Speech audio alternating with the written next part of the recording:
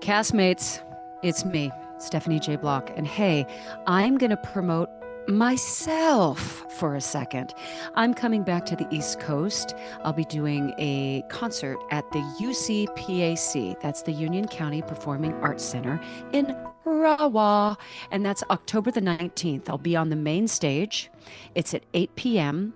And I'm going to just tell stories of my life. I'm going to sing some of my favorite tunes. There's going to be bits and pieces of my Mother concert, as well as my greatest hits from Broadway and the West End. So I'd love for you to be there. It is a big ass venue, probably the biggest I've played as a solo artist. So if you can get yourself there, I would love it. Again, you can visit ucpac.org, press events, and you'll see my face giving you a sultry look, asking you to buy tickets. Press buy tickets and come. October the 19th, 8 p.m. at the Union County Performing Arts Center. And there's a link at the bottom of this episode. Hope to see you there. Thanks. You are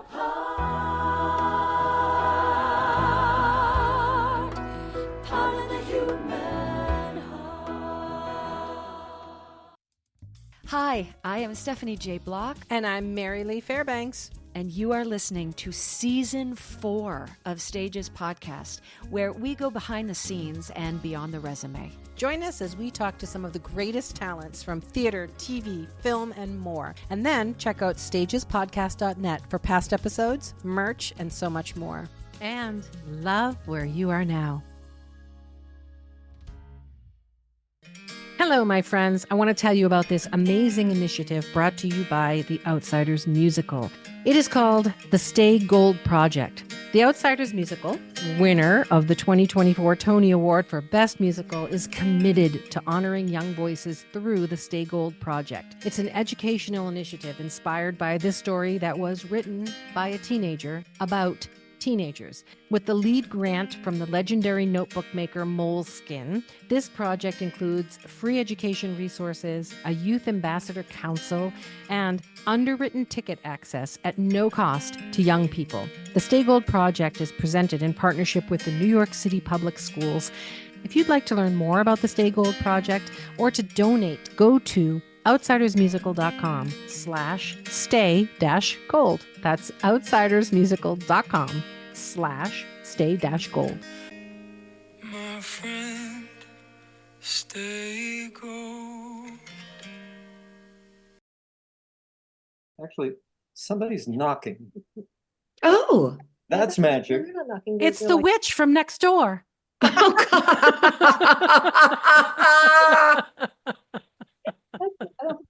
I think we're expecting a big delivery of fertilizer for the lawn. You can go get it if you need to get it. Let me just check. Go Yeah, it. for sure. I thought he'd never leave. Yeah. Now that it's just us girls.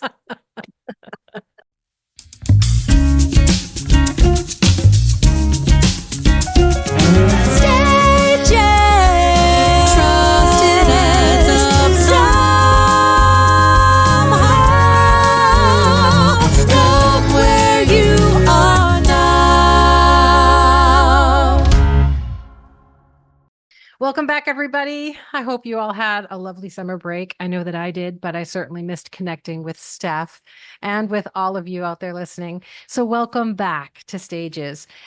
We have an amazing interview today. We have a twofer, two amazing guests for the price of one, husband and wife team.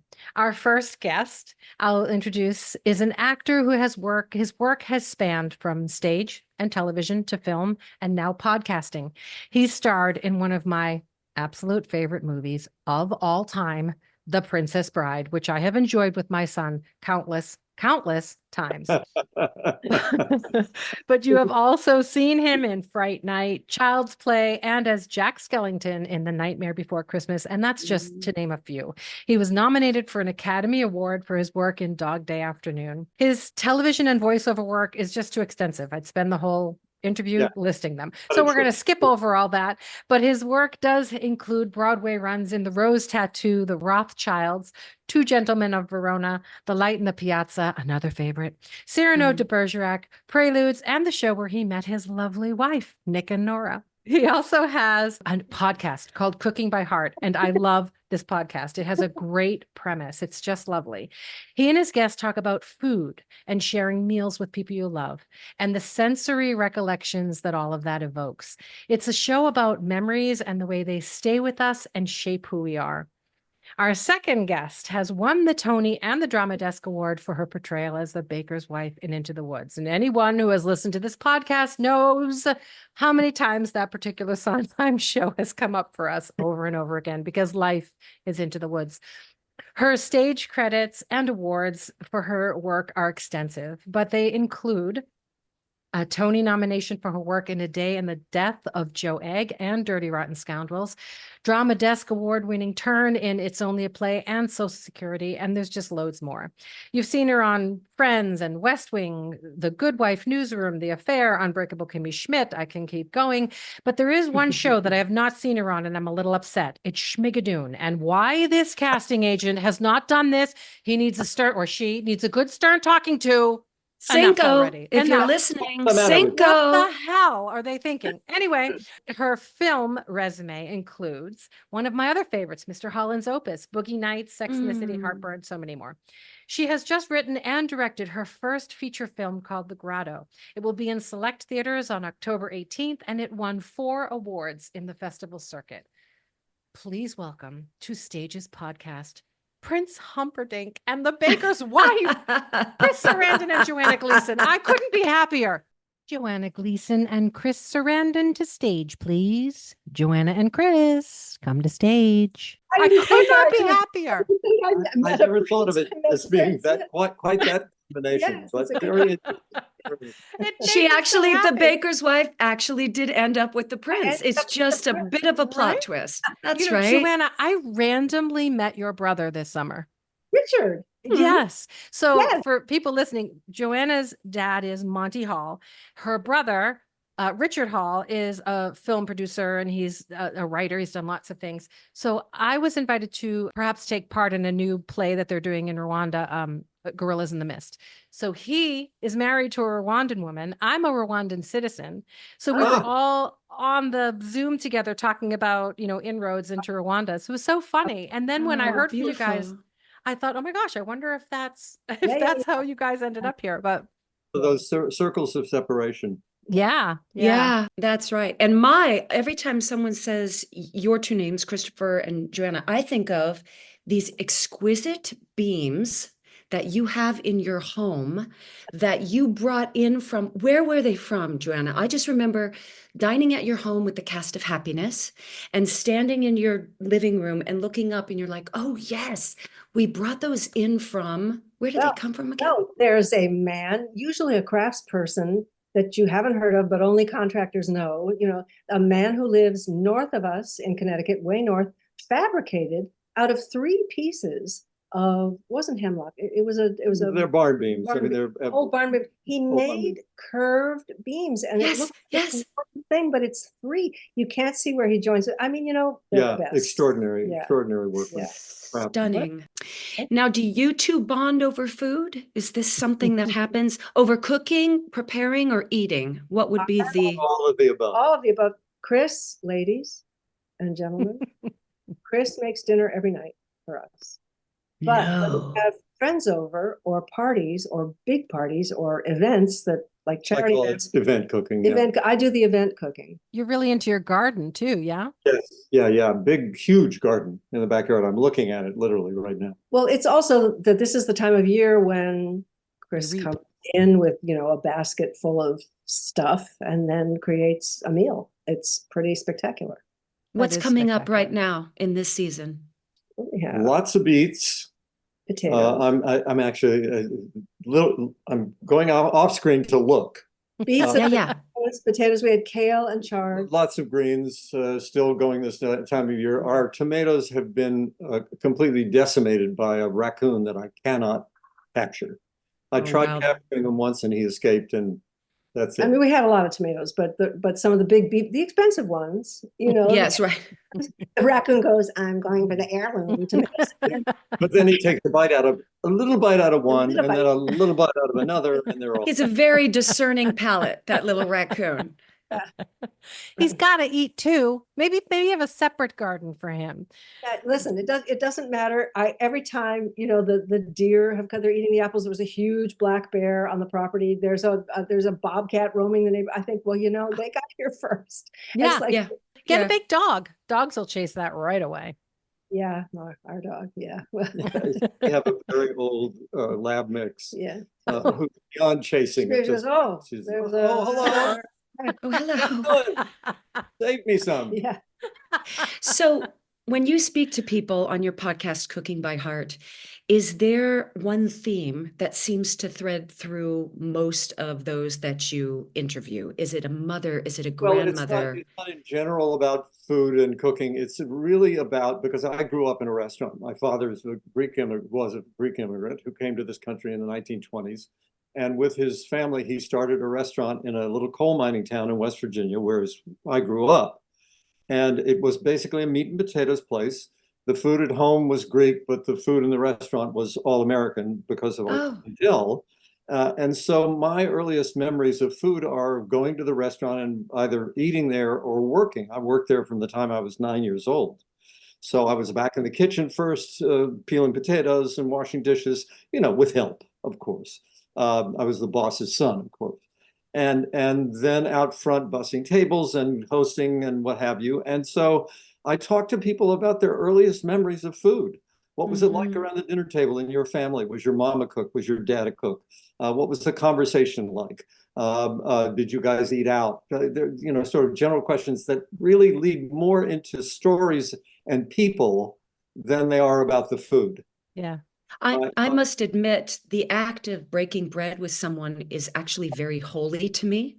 I save that sort of experience.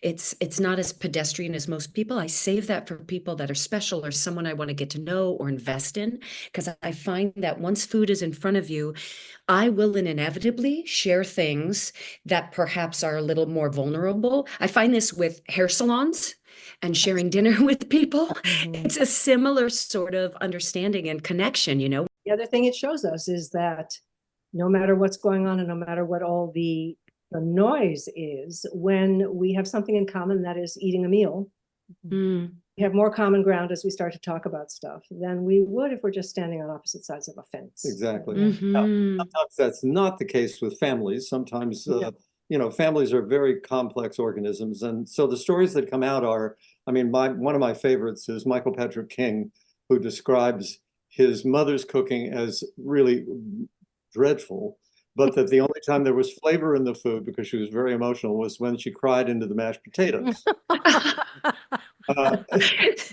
Then it was just salt and guilt and shame. That's so good. Yeah.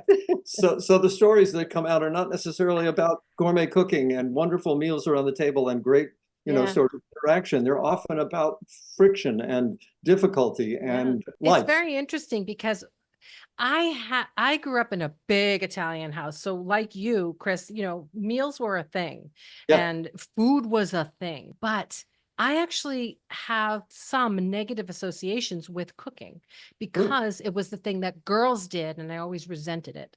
And so I even find to this day, sometimes I'm in the kitchen and I find myself feeling resentful. And then I stop to think like, do I want that emotion like in my food? Because I totally believe like what you're feeling when you cook lives in the food. And what, it's like what you say, it's not just to nourish the body, it's to nourish the relationships, to nourish your mind, to nourish, your spiritually as you sit at the table. So it's something later in life that I'm really working on. And I've been saying to my husband, I think we should go take a cooking class like together and have this be like a new phase of our life where we cook together, because I think it can bring you really close. And I need to shed that old part of myself. But I always think of, have you ever heard of it? It's this, he's a Japanese doctor and I might get the name wrong, but it's something like Dr. Masuro Emoto, but he did this experiment with water. Have you ever heard of this?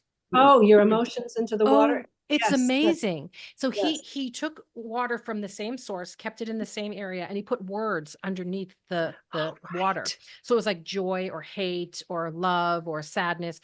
And then looked at the molecules of the water before and after. And he discovered that water actually holds memory. Mhm. And the joy bottle was like snowflakes and beautiful designs, and the hate bottle was like jagged and black. And so you say, if we're 60% water, what That's you're right. doing as you cook and as you I mean, that's what you're doing to yourself, right? It's such a Well, absolutely. fascinating concept. But that's so I can't mention any names, but we had people coming over dinner. It was an obligatory, like, well, we really should have them over. Yeah. And we're really kind of really good cooks. I mean, like fancy and also great plain stuff. And I made something and it was just not great. And they were being polite. And then everybody ate it and oh no, it's just fine. And I thought, it's because I just don't want you here. Isn't that interesting? Yeah. It came right out in the We food. want the and food to. I know. I said I have to, and I'm an actor. I should be able to have at least fake it. Yeah. The food knew better, My mom didn't cook, or she cooked badly, and so my son's father was a very good cook, and I started. We just bought sets and sets of cookbooks. I was in my 20s, and I worked my way through them because I thought I want to fill the void, because food is love at a level, and I just want to be able to express it that way. Joanna was a guest on Cooking by Heart. I listened. Was it season 2 or season 1? Season one. Season 1, of course. And tell them because I collect recipes from all my guests, either recipes that are from their childhood or something that is evocative of their childhood. And Joanna's recipe was. Oh, you put me on the spot. Which one? Which one? Yeah. No. Oh, of course. I go beans, and nothing but beans. No. Yes, Baker's Wife. Fabulous Baker's Wife. My mother's version of a loving meal for her children were TV dinners with the tinfoil on the top. Oh, God. She poke it, get the steam out by poking it with a fork. And there was the mashed potatoes and the peas and the turkey covered with a brown Whatever sauce. glaze. Yeah, a glaze on there. So in all the recipes on the website, there's a picture of a TV dinner. Not to be confused with Stofers. My mother was actually a great cook, but I think her schedule started to become where she worked during the day. She knew my dad was going to be coming home. She was a bit of a traditional wife in that, or I should say, he expected a meal when he arrived home. So yeah, there was always that half purchased, and then she would add her own elements to kind of elevate the recipe. But we would have things called, what's tonight? Shit on a shingle, and it would be a piece of toast.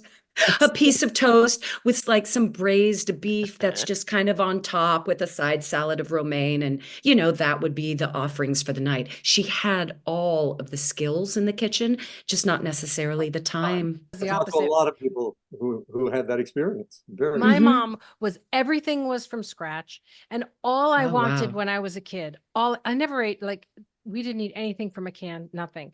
All I ever wanted was to go to school with like peanut butter and jelly and a bag of potato chips. That's all I wanted, because that's what all the other kids got, like a little ding dong, Yeah, sure. Never. Yeah. She would send me to school with like Italian bread with eggplant Parmesan sandwich and homemade, raisin cookies. I'd be like, can't we just be normal? Can't I just have PJ? Did you ever trade with the kids? Yeah, they would trade. I would trade the whole sandwich for one ding dong, just because that's all I wanted was like junk food. Never got it. Nobody wanted my life. Okay, if we were on a deserted island, what's the one, let's do a meal, the one meal that you would like to have with you on that island? I want a huge I'm pizza complete. and a big old salad. That's what I want. Okay. Pizza, all I salad. need is a jar of peanut butter. Truly, that can get me through. Just full on spoon it out. You've opened a world. I mean, what are the cravings? The cravings are for a really amazing Caesar salad, about just spaghetti and meatballs, fantastic meatballs, or a roast chicken. Oh. I mean, come on. Come on. Oh, by the way, Cheetos. Oh, and Cheetos. I would have never well. guessed. I'm sorry, but Cheetos, which I discovered when I was younger, are flammable. I don't know what that says. I just think if I see a bag of Cheetos, I'm going to be okay for. Yeah. Your esophagus will thank you later. And you can start your little campfire at night by the side of the beach with the Exactly. Cheetos. Light her up. With some friction. And we'll be right back.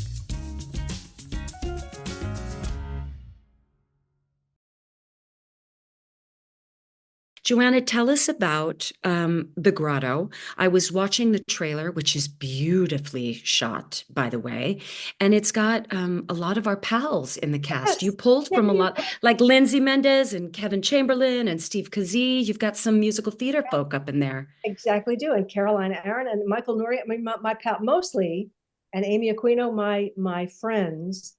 I was making my first feature. The money came together magically from a woman who actually lives 2 miles down the road. And I called my friends and I said, read this, would you come and do that? And they all said yes.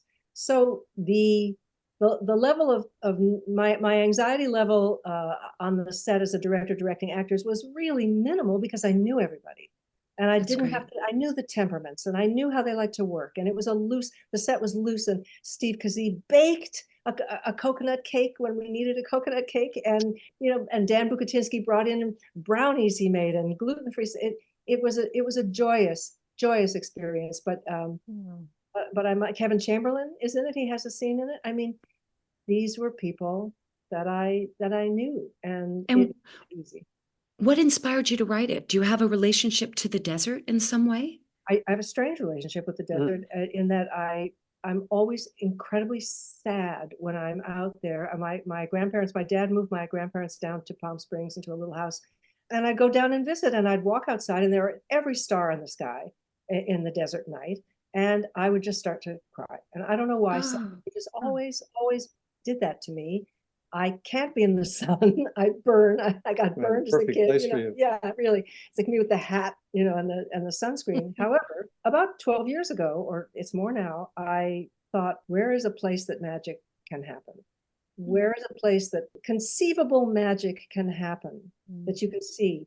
And I thought it's the desert. So I created this failing nightclub, the Grotto, based on the Grotto at Lourdes, which is this place in France, this place from 100 years ago, hundreds and hundreds of years ago, where a peasant girl dug in the dirt because she saw a vision of the Virgin Mary and nobody believed her. And then up comes the water and people drink the water and they throw away their crutches. And that movie, I adore that movie, Song of Bernadette. Brilliant movie. Oh, there's a little, this charm is actually Bernadette on this charm here. Oh, how beautiful. And I said, well, what if this club were called the Grotto, and it's a place where gay men in the 80s would have gone to hoping for a miracle because of the AIDS crisis. And then what about a woman whose life falls apart, who loses everything? Her fiance dies kind of strangely, and her job ends, and she has no place to live. And he left her half interest in this club. Her fiance leaves her half interest in this club. What happens next? And there's live music in it. It's very funny. It's also quite emotional, and there's magic. There's plausible magic. What's your writing routine like? Did you find that you had to stick to a routine where I wake up and I go right to my desk and I write or did you just let Mary it sort of Lee, I am so not that woman and wish that I were. No, me too. I struggle. I go, I sit, but it comes in bursts. I mean, Chris will attest that stuff has come out of me, almost of a piece. I wrote a short that way that we filmed. It's amazing, really, when you think about it, because you'll sit down and write for a couple of hours after having not written for a while, and suddenly, and she'll say, "Come read this," and I look and I go, "That's a New Yorker piece. Yeah. That's Wow. for a political commentary. That's a movie." Yeah, it just comes out. It's extraordinary. I've written 2 more actually. I have a producer interested in the second one, which is a drama, very, very different from the Grotto, and I want to make another movie. And it because it uses everything I know from 50 years, showbiz, theater particularly. And I have been directing. I just directed an opera this summer. I've been directing and writing and teaching, and the acting is, how long you have to wait, and then you say, okay, do I need to do that one? I mean, once your insurance is kind of like taken care of and things like that, do I want to do 8 shows a week? Do I want to commute into the city? Do all those things against, do I want to do these other things, which also take time and collaboration? But I'm happy to say I've been blessed with being able to make those choices. Did you always express yourself through writing, whether it was journaling or a diary or something when you were young? I don't think anybody keeps a diary without the secret hope that somebody will read it. So I don't think people keep them either for them to be discovered or to be published. So no, I never did that, but I did write a lot. I just didn't have the courage to show anybody. And the screenplay, I wrote it, and Chris read it, and my sister read it, and some writer friends read it. But here's the voice in my head. Who do you think you are wanting to write? You didn't go to film school. You are too old. You're already getting all this stuff for acting. Why do you need to go over here and do all that? I mean, that was the voice in my head. The who do you think you are? Yeah. Yeah. And We talk about that a lot. I mean, a lot of the most gifted people have that voice in their The head. imposter syndrome. Yeah. It's just, Right, exactly. Yeah. It's a common theme in humanity. It is. yeah. Particularly It is. creative people, particularly with creative And people. Interestingly, people who turn it out are often the ones who are constantly saying, why am I doing this? Who do I think I am? No one wants to hear what you have to say, all of that. Yeah. All of that stuff. But basically, then you have to ask yourself, honestly, what do I have to lose by trying? And then it goes into, well, we've all been in the firing squad. You know, it's like the shooting gallery at a carnival of critics taking potshots at what we do, or everybody now with social media, the nightmare of everybody with with a little, I didn't like this, all that kind of ludicrous waste of time. Yeah. And they say, do I want to put myself in front of all that? I go, well, why are you thinking about that? I must say, the most talented people, as you mentioned, Mary Lee, have this, I'm doing air quotes, imposter syndrome. Yeah. But that somehow to me equates humility, saying that I know what I can bring to the table. I also know there might be someone better, but what I have to share is still worthy. That's inside me that needs to be expressed. Yeah. That's right. That in only the way that you can, or I can, or Chris can. One of the things we always say on here, all of our dreams just live on the other side of fear. So I always use fear as my marker for I'm on the right path, keep going. So if someone says, hey, do you want to try this? And I go, oh God, that scares the crap out of me. Yes, I'll do it, because I know that it's like a marker for me. And the fear is put there almost to like test, how much do you really want it? Like, how deep do you really want to go into finding who you are and having the guts to share that? So fear jumps in, and then I go, no, you know what? Thank you for the warning. I'm going anyway. And it's always the right path. Always. It is. And also remember this, that stupider, far less talented people than you are doing it every day. That's right. What the hell? What are you all thinking? Not to the cliche of sounding like an affirmation card, but fear is what if, and faith and belief is even if. And so I'm trying to live in that place of even if it fails, even if I get mimicked. The only thing you have to lose is time. And that's right. Now at this point in our lives, that's the currency, time, and it is our job to be happy. We have kids, we have grandchildren, lots of them. And 9 of them. And I look at them and I think, I have no idea what to tell you is coming down the pike. What's it going to be in 20, 40, 60 years for you guys? But our job now is to be together. And as much as we can, we tend not to take stuff that's going to take us apart for very long, is to be happy. And we can be happy by helping other people. We can be happy by, And the demonstration of your expression of joy is a roadmap for those kids. For sure. Yeah. Exactly. And to when you hear that voice, as you describe it, the voice of fear, we call it the spoiler. Sometimes we wake up at night often, and it's, you okay? Yeah, you okay? Yeah. You okay? Okay. But often it's, we describe it as, well, what's that? What kept you up last night? It was the committee. The committee that But often it's a tribunal.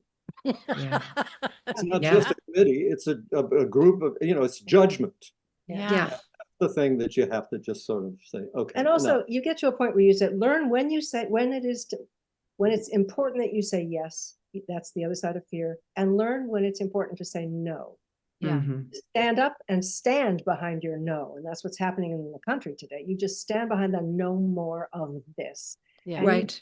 You be loud about it, because of course, everybody else is being loud. Yeah. So you can get my loud. husband always tells our son, we have a son who just started college, and my husband always says to him, you got to fail. You got to fail fast. You got to fail frequently, and you got to fail originally. And that's what youth is for, failing. Just because failing means you jumped in, and it's not a bad thing. It's a great thing. You have to fail in a big Broadway musical publicly. That's his mantra. Yeah. Now, you two eat well together, cook well together. Do you work well together? Have you two shared a movie, a play? I know that's how you met, but subsequently, have you returned to working together? We've We worked did together. a couple of little indie movies together with Right. for friends. Michael Patrick King wrote an evening that was plays, started with a solo piece of mine and then one for Chris. And we have enjoyed working together. The only issue now about any kind of long-term working together is who feeds the dog, you know, who has to be home. Yeah. I hear that. In the garden. Yeah, and the garden.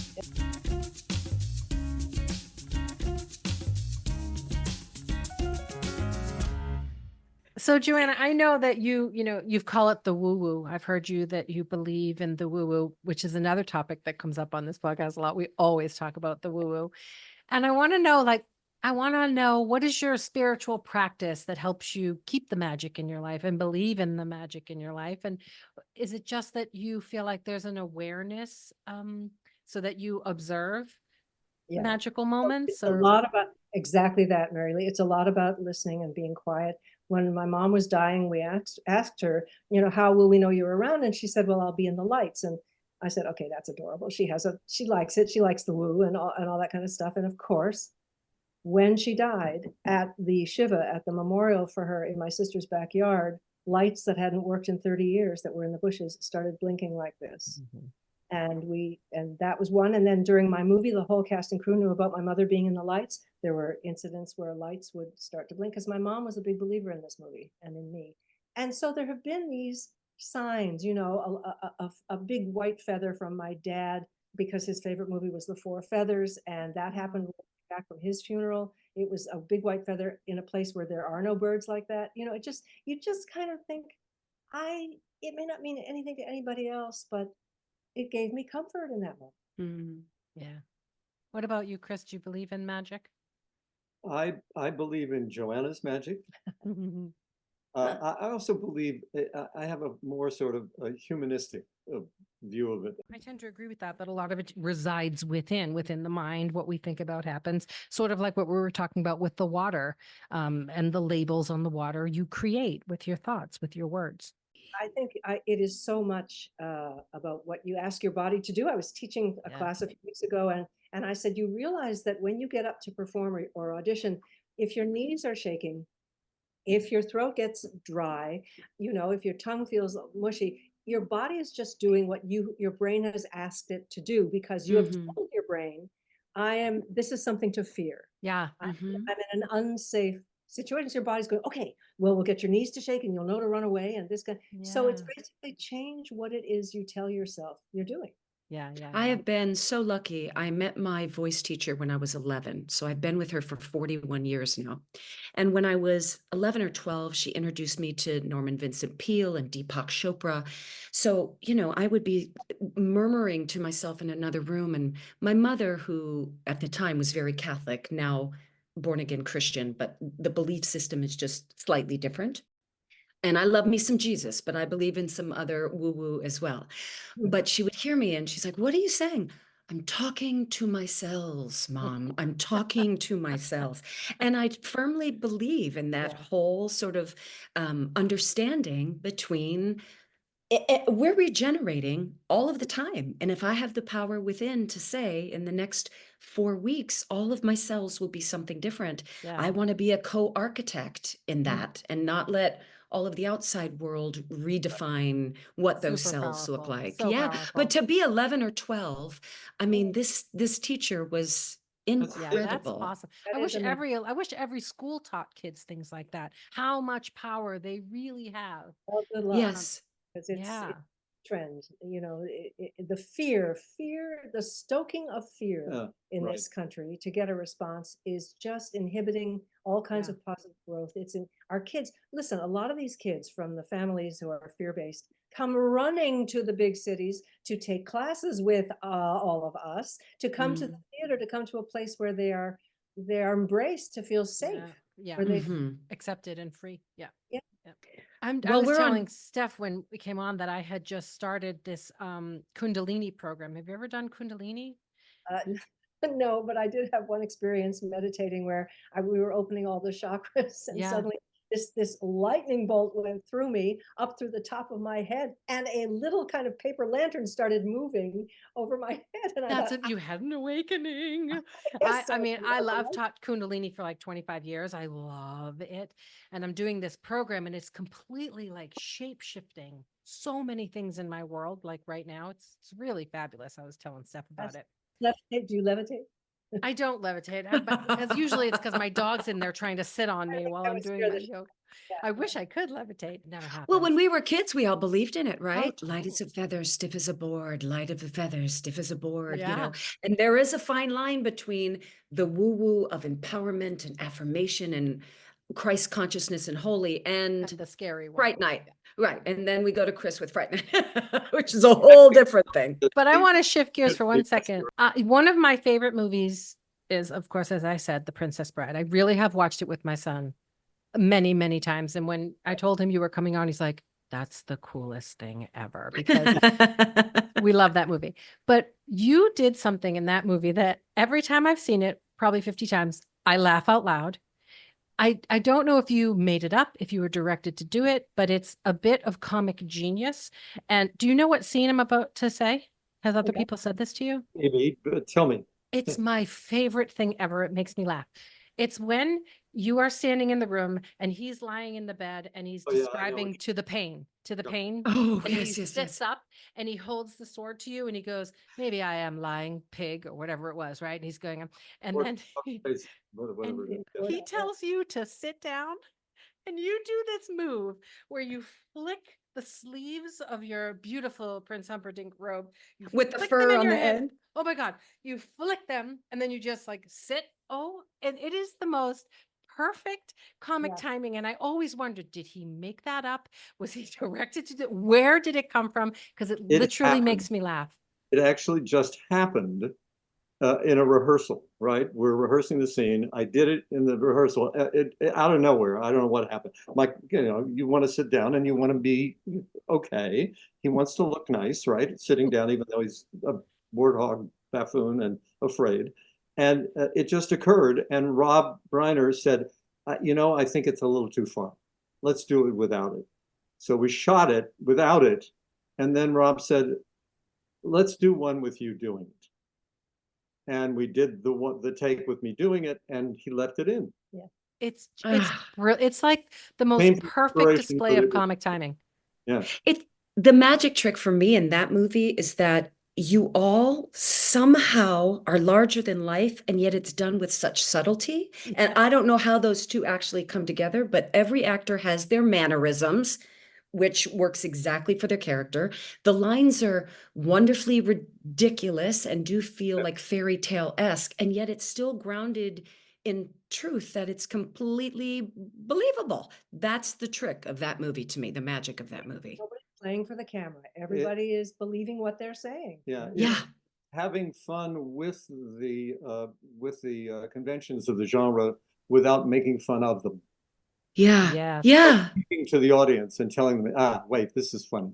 Yeah. No wink, wink. Quick story. I was auditioning for Bill Goldman and Rob Reiner, and we're doing the scene, and I finished the scene, and Rob completely bursts out laughing.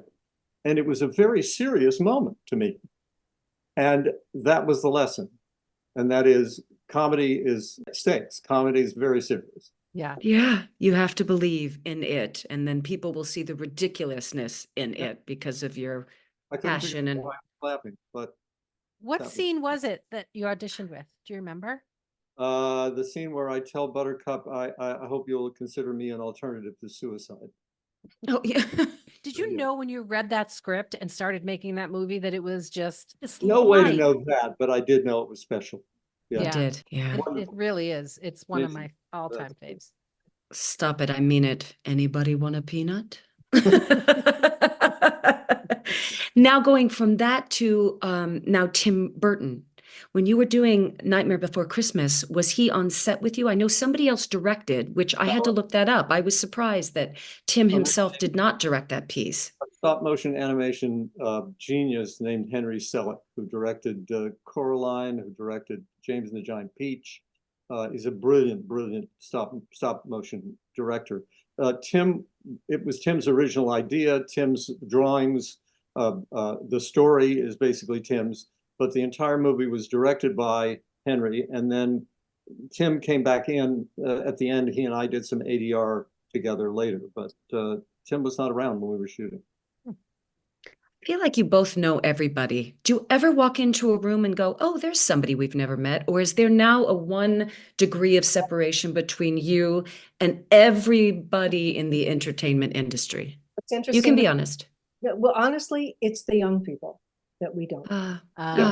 So we know all the legends, you know what I mean? We got to work with the legends, and then our generation of these, we know everybody from the theater, and then your generation, okay, but we start to know subtly a little bit fewer, and then the younger ones, and that's where I really don't know them. You know, we're not rabid theater goers. We go to see our friends mostly and stuff, and we watch a lot of movies and we know what's out there, and you know, we're sort of current with those things, but in terms of knowing them, not so much. Well, plus I think through your dad, you knew a whole generation of, you know, the greats, right? Well, my dad, no, show business, the only people who came to our house when we were growing up usually were comedy writers. They were mostly the comedy writers and directors, and those are the people I revered. And Dad knew, he knew Sidney Poitier, and he knew Danny Kaye, and he knew, you know, Kirk Douglas. And yeah, well, I did make dinner for Kirk Douglas one. We made dinner for Kirk.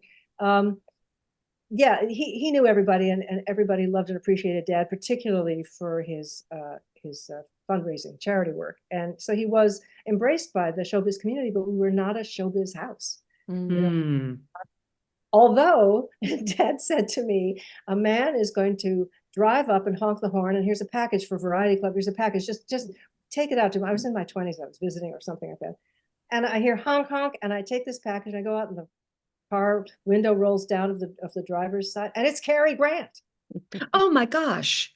And I went, what was in the package? Some papers for the Variety Club honoring him or honoring Ingrid Bergman. And I don't know, because Dad was president of the Variety Club, which is a children's charity. And there was Cary Grant, and I thought, I'm just starstruck. Right. And yeah, there's white hair, big black horn rim glasses. You know, he was already an older guy. And I just thought, oh my God. Now, did you know Danny Kaye? Because isn't that your crush, my Mary childhood Lee? crush, Danny Kaye. I was madly in love with him my whole childhood. I didn't know. My dad knew him, and but I didn't get a chance to meet him. But yeah, no, he was extraordinary. I met him once when we were doing the Rothschilds on Broadway. Paul Heck became a friend of Danny's. I think Danny was doing 2 by 2 at the time, of a show about Noah and the Ark. So we kind of, you know, hello, hi, how are you? But that was the only experience I ever had with him. I was such a strange little kid. My mom said that, you know, when those old movies would come on, I would be like 5 years old, 6 years old, just standing in front of the TV, like madly in love with Danny Kaye. Think you were strange? Was your movie star crush James Mason? Mine was. Oh, really? James Mason, David Niven, you know. And now, am I thinking of the right one? A Star is Born? That's James Mason. Yeah. Oh, golly. Yes, those were the guys I liked. Yeah. Who was yours, Chris? A young Ava Gardner. Oh. Well, I mean, Yeah. I mean, come on. What was the Robert Walker Venus movie that he did where the statue comes alive? One Touch of Venus. Right. I saw that when I was a kid. I just was, oh my God. Now, besides your Greek heritage, how do you keep that awesome head of hair? Sebastian's going to want to know your secret. It's I think it's hereditary. I mean, honestly. Yeah, I know.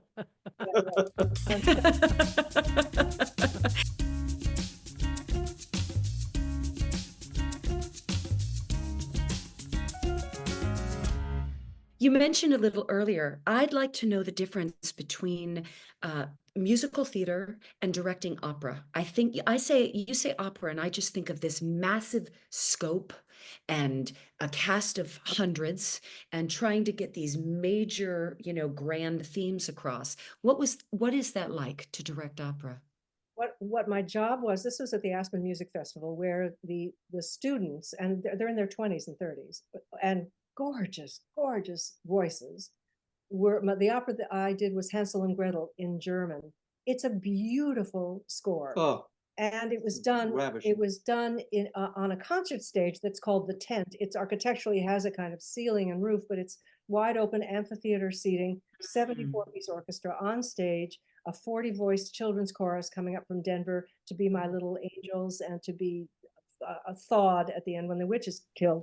So I thought, what is my task here? My task is to make sure that they don't make a single move on stage without a thought preceding it. They're not just thinking about what's the German, how's my voice, that all the blocking, all the acting, I was really there as an acting coach. And so we staged it. We had some sort of representative scenery, but these. But you staged it brilliantly as well. Thank you. And all the great, wonderful sort of. Lots of visuals and beautiful and magic. And we had lighting and costumes and wigs, and that was gorgeous. But basically I said to them, we have super titles above you in English to tell us what you're saying in German. But I have to see what you're thinking to make sense of what you're singing. Everything, every thought. You cannot make a gesture or a move without indicating to us a reason. Yeah. And they did it, every one of them. And it stepped up their performances. You know, it was thrilling. And it was Renee Fleming who and Patrick Summers, Patrick is the conductor he's the Houston Grand Opera conductor. And they said to me, this is what's been missing. They don't take classes in this. You know, it's stand and deliver. So it was just a joyous experience for me. And the evening was profound. The staging was so great. Joanna did an amazing job with it. I mean, she was really, I was awash. You were crying. It was a very emotional night. I mean, there's a lot of laughs in it, but it's very emotional and beautiful. But again, it used everything I know. Yeah. And this is something that interests you, that would you want to continue to direct opera in other venues? Sure. Have you ever sung in Denver? That was the one place I actually needed an air tank doing Elphaba in Denver. And I did all the things. I got there days early. I was drinking water like mad. And to get a full breath because of the altitude. Wow. So I would go off, take in some air. They'd have to repaint my face before I went out. I looked like a quilt at the end of it. But yeah, it was monstrously difficult. Aspen is 8,000 feet, and I had just gotten over COVID 5 days prior. So now, oh my gosh, tired as can be. I'm now 8,000 feet, and you go to Carl's Pharmacy, and for $20, you get a little canister that feels like there's nothing in it. That is oxygen, and you just have to take some puffs and try to sleep through the night. It really takes 4 to 6 weeks to acclimatize. Wow. I was there for 3 weeks, and I did it, and I made it, and I had energy, but it was a slog. It's hard. And how those singers, those kids, I don't know how they did it, but they're singing huge arias. Well, they've been there for a while too. Only a few yeah. more than I. Yeah. But you said Renee Fleming do you know how much time did she have to acclimate? Renee went back and forth. Renee is there most of the summer because she's one of the heads of the music. She's festival. The co-artistic director. Co-artistic director. She does concerts in Washington, on 4th of July and things like that. And I asked her, do you ever acclimatize? She said, oh, sort of. It's hard. Yeah. Have you ever I'm talking about the mountains, I'm thinking of Rwanda. Have you ever gone there with your sister-in-law to Rwanda? No, my brother and my sister-in-law, but my brother particularly has gone there a lot. And in fact, I think he made a documentary about the war. No, I have not been. We have friends who are on their way there actually now. Oh, really? How is it that you're a Rwandan citizen? My husband, for many years, worked with leaders of developing nations after the war, after the genocide, when Kagame came in and took over, and he hired him to come, and he's still an advisor. He's on the advisory council. We're both, our whole family are citizens now, and Mary Lee actually gifted myself, Sebastian, and Vivian a trip there 3 summers ago, and it was life-changing. Absolutely, like 2 weeks of pure learning and humanity, and to watch them forgive each other and work alongside each other when brother had slaughtered brother. It was it's life-changing. It's the most beautiful place on earth, and the safest. It's clean, it's safe, it's beautiful. It's talk about a complete rebirth of a nation. So Rwanda is a remarkable miracle Mhm. country. Example. Yeah. Mm. Wow. And they warned us, didn't they? Lovingly, they had forewarned. They said, you know, your media is sounding a lot like ours was sounding before Yeah. the genocide, Oh, yeah. the othering of humans. There's a real definite an agenda, and they are succeeding. They said they just kind of forewarned us about Yeah. what was happening in the United States Yeah. as we were standing on the grave of 250,000 people. You know, Yeah. it was really something. But that's Oof. we veered into that because when you go to Rwanda, you know, you go see those wild gorillas and you have to hike up those mountains. And I took Steph and I went up. We were like, woo! It's Yeah. like, I mean, you're up in the volcanoes. Talk Mm. about acclimating, and then you just sit there and cry because it's such an incredible experience to be surrounded by these gorillas. You can't stop crying the whole time. It's a truly incredible place. If your sister-in-law and brother ever say, "Hey, come," you know. We'll feed your dogs. We We'll will pick up the fertilizer for you and feed your dogs if you Yeah, say we yes will. to go to Rwanda. Yeah. That is a life investment. And we'll be right back. All right, Wow. we end each episode with 5 quick kind of rapid fire questions. Okay. We do. So, Joanna, I'll ask you the first one. Right. If your life was a book, what is this chapter called? More. Ooh. Oh, wonderful. Chris, I walk into your closet. Is there a garment, a piece of jewelry, something that you will never get rid of because of the memories it holds? My Levi's jacket. Mhm. Why? Because I had one when I was a kid. I had things all over it, you know, patches, what have you. And then every few years, as one jacket dies, I revive it with another one. And those memories continue. Love it. Mm. All right, Joanna, you've been arrested. You call Chris to come and pick you up at the police station. What does he assume that you have done to land your butt in jail? What does he assume I've done? I've mouthed off to an asshole, holding my tongue, and it was the wrong person to assault with a long and articulate and profane utterance. Yes, Grammatically correct and yet still in the slammer. yes, yes. And excoriating whomever Yeah, for their lack of everything. proper. Chris, tell me one of the most irrational fears that you have. And I mean, for example, mine is a crocodile at any moment could be walking down this hallway and attack me. So like, really, is there something that's irrational to you that still holds fear in your life? Most of my fears are rational. They are. Sadly, nowadays, even the irrational ones feel rational. They're Well, all it's not losing your hair, brother. It's not losing your hair. That's it. That's it. That's it. They're all rational. It's all rational. Okay. Last question is for both of you. Okay. Joanna first. If you were a nail polish color, what color would you be and what would that cheeky little name be? It would be a blue gray green Mhm. mixture, Mm. and it would be called "Now You See Me, Now You Don't." Oh my gosh. You're good. She is so good. She's so good. That's so Is good. No it right? pressure though, Chris. No pressure. For nails? You're asking me? Mhm. Oh, God. Um, Not necessarily what you'd it wear. would be a clear polish, Okay. and the name would be "Are They Clean?" Says the cook. That's the cook who's got the garden under his fingernail. Constantly, Yeah. constantly. Oh, you two are such a delight and just geniuses, both in your own right. And we're so Yes. grateful for this time.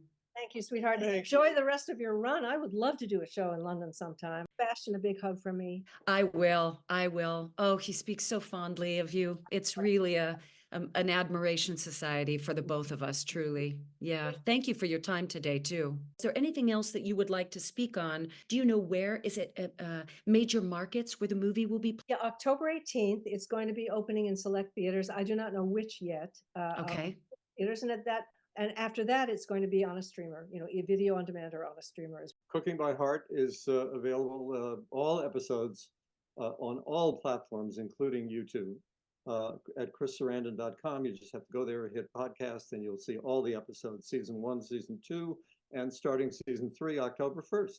And I just want to, Stephanie, you are one of those women in the theater who started, and I'm using the term aging, but I don't mean it in terms of like decrepitude, who manages to age into more and more singular work and evolved work, and you're great. You're like a wave that is just still cresting, and it's beautiful to watch. She's speechless, folks. We're watching her face now, and she's speechless. If you could hear what I'm saying to my cells right now, you wouldn't even believe it. Oh, Joanna Gleason, thank you so, so much. Holy cow. All good things. Many blessings. Bye-bye. Thank you. Coming up next, what struck a chord? What? Oh, They're the coolest. they're the coolest. They work beautifully together. It's like exactly what you would see in like a Nora Ephron rom-com. That's the couple you would want to see The in the new perfect farmhouse, the in Connecticut. the cooking. It's a September interview, so the leaves are falling. And you're right. Yeah, you can smell the cooking coming from the kitchen. Oh, those two. Yeah, they're great. Supportive of each other, which is so loving. And they've been married like more than 30 years, I think. That worked out. Yeah. She gave me compliments, Mary Lee, which made me tear up. Well, Come but on. they're deserved compliments. Come on. Yes, it's very true. I'm emotional. Oh, God, I know. You're having a rough day. Between the little one starting the new school and you're wrapping up the thing and you've had a stressful week because you're filming and I know. Dude, I don't you're know. doing I a don't lot. think I would choose a different life, but when you're in all of the flux and the juggling and trying to be at two places at once, it does seem like a lot. But then you go, I got one life. I mean, we gotta do all the things, don't we? And then you think, well, we're doing too many things. We need to just pull back. Aren't we supposed to just go with the rhythm and breathe and find our health? And then you become too complacent. And you're like, all right, I got to jazz this up. I mean, we've got one life. That's exactly what but you know what, that's the ebb and flow, right? That's the tide. Right.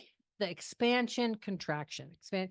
And so Expansion, you're at the major end of expansion right now. And when this is done, we should just go home and contract for a little while. You're right. You're right. I'll have a month to contract. Yeah. Yeah. Wait, what happens after a month? Then I start some concerts. So I'm going to be in New Jersey. I'm going to do a big old concert in New Jersey. It's going to be part my mother concert, some of my greatest hits from musical theater, and then I'm going to add a few new tunes. And it's at it's at a big performing arts center. So folks, if you live in the tri-state area, call your relatives in Pennsylvania, get your asses in those seats. Okay. Yeah, because it is one of my bigger venues. I'm like, how am I gonna fill the space? But I do want to get you the name. No. When it's over 1,000 seats, it's called the Union County Performing Arts Center in Rahway. So UCPAC. And it's on October the 19th. And I'll sing you some songs. I was invited to do this thing in Boston in November. It's this WGBH is doing Stories from the Stage, which is very like Moth. Mm-hmm. And they asked if I would come and do their November thing. So that's going to be fun. So I'm working on this 7.5 minute story. And it's really cool because you work with a writing coach. So I'm having such a good time. Like that's fantastic. Yeah. So it's when really does that fun. happen? November what? I don't know. I'll Yeah, sometime in November. We say yes and then we figure it out later. Yeah, it's somewhere around the middle. I'll put the date in 15th-ish. I don't know. 15th-ish. It's something like that. Yeah. But yeah. Back to Chris. So I listened to Chris's Cooking by Heart. I listened to LeVar Burton's episode. I need to go back and listen to I just think the world of LeVar, and then the two of them, the way they connected, and he was born in Germany because he was born of a military family. And, speaking of, it's really amazing. You talk to food about people, talk to food with people, talk about food with people. It's kind of the great equalizer. Yeah. We all got to eat, and we all have a cultural relationship with food. And it's really, these conversations, much like ours, they start with that seed of where you think it's going to go, and it becomes something very different. That brings you like the humanity, it brings it in. Yeah. No, I loved talking to them. She's really cool. And he looks so young for his Oh age. my gosh. I actually had to go back, sorry, Chris, and Wikipedia his age because I thought. I couldn't believe it. I saw the number, couldn't believe it. No. Couldn't believe it. We're not even going to say it on this podcast, but it is shocking.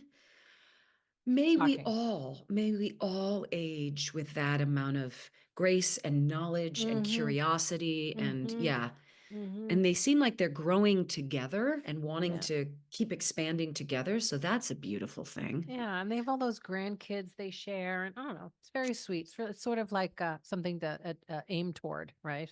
Yeah. That's a nice goalpost. All right. I love you. Love you. Bye. Bye. Stages podcast is produced by Mary Lee Fairbanks and Stephanie J. Block. You can find us wherever you listen to your podcasts. Join us on social media pages or sign up for the mailing list at stagespodcast.net. That is also where you will find Stages swag. If you enjoyed this podcast, please share and rate and review the show. It really helps us grow. Big thank you to Noah Kaiserman and Garrett Healy for the original music, and Allison Arns, who has been with us since day one. See you soon.